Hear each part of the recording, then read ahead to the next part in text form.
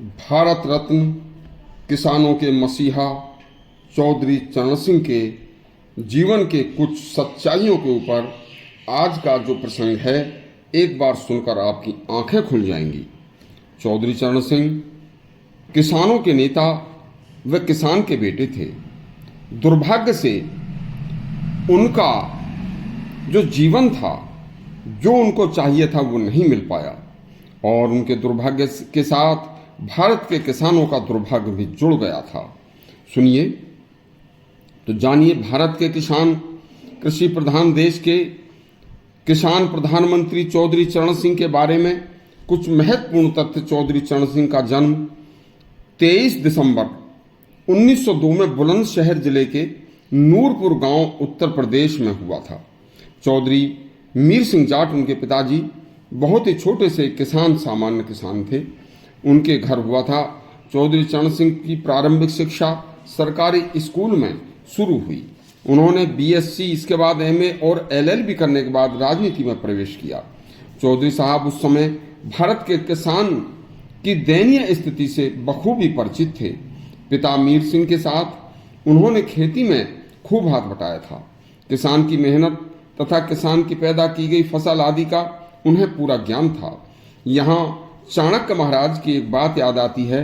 उन्होंने कौटिल्य के अर्थशास्त्र नामक पुस्तक में लिखा था कि कृषि प्रधान देश का शासक किसान का बेटा ही बनना चाहिए, क्योंकि उसे किसान और उसकी खेती की फसल और उसे पैदा करने का पूरा पता होता है। चौधरी साहब ने राजनीति सफर में उत्तर प्रदेश के मुख्यमंत्री भी बने और अपने मुख्यमंत्रित्व काल में उन्होंने किसान हित में अनेक कार्य भी किए तथा पटवारियों की पोस्ट को लेखपाल बनाया, उनकी मनमानी करने पर रोक लगाई। इसके बाद उन्होंने कांग्रेस के बाद जनता दल में राजनीतिक दल बना और उसके बाद उन्होंने फिर अपना लोक दल बनाया। 1956 में जब कश्मीर के मुख्यमंत्री अब्दुल्ला को खुश करने के उद्देश्य से कश्मीर में धारा 370 तत्कालीन प्रधानमंत्री नेहरू ने लगाई थी, तब उन्होंने व कुछ भारतीय नेताओं ने इसका पुरजोर विरोध किया था, लेकिन नेहरू नहीं माने, जिसका दंश देश आज तक झेल रहा है। किसान हित में, किसानों के कल्याण व देश की खेती की उन्नति के लिए चौधरी साहब नेहरू से जो भी कहते, नेहरू नहीं मानते थे। बस इसी कारण से 1959 में नेहरू और चौधरी चरण सिंह के बीच में तल्खियां बढ़ती चली गईं और उन्होंने चौधरी साहब से अंदर ही अंदर नफरत करनी शुरू कर दी, क्योंकि नेहरू को किसान या किसान की खेती के बारे में 0% भी ज्ञान नहीं था, जबकि चौधरी साहब की रग रग में किसान व किसान की खेती व उसकी मेहनत समाई हुई थी। नेहरू जी यूरोपीय माइंड के व्यक्ति थे। चौधरी साहब भारत की गरीबी व किसान खेती के माइंड के, भारतीय परिवेश के व्यक्ति माइंड थे। उस समय देश को यूरोपीय माइंड के नेतृत्व की आवश्यकता नहीं थी, आवश्यकता तो ठेठ भारतीय परिवेश के नेता की थी। लेकिन उल्टा हुआ। 28 जुलाई 1979 से 14 जनवरी 1980 तक चौधरी साहब 7 महीने भारत के प्रधानमंत्री बने।